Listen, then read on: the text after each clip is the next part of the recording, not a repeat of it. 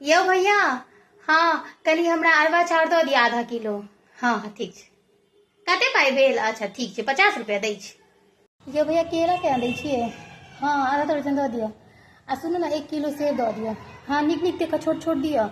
हाँ खोइचमे बाँहमे दिक्कत भऽ जाइ छै, पैघ पैघ रहै छै तऽ केला तऽ घिनाए जाइ छै, तऽ हम सेबे दै छियै सब दिन। सेब रहै छै छोट छीन तऽ अपन ठीक रहै छै।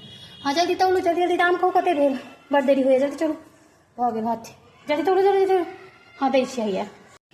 माचिस अगरबत्ती सब दीप सब तऽ घर पर छैहे, भऽ गेलै। आब खाली दूइब तोड़बाक छै और अछिंजल लऽ कऽ भऽ जायत। सबटा खोइच के ओरियान भऽ गेल तऽ चलू अब जल्दी जल्दी। बाप रे, खोइच के जे ओरियान के सबटा सामान भऽ जाइ छै तऽ मोन चैन भऽ जाय।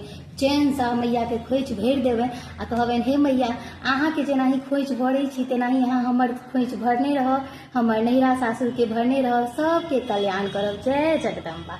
सबटा भऽ गेल।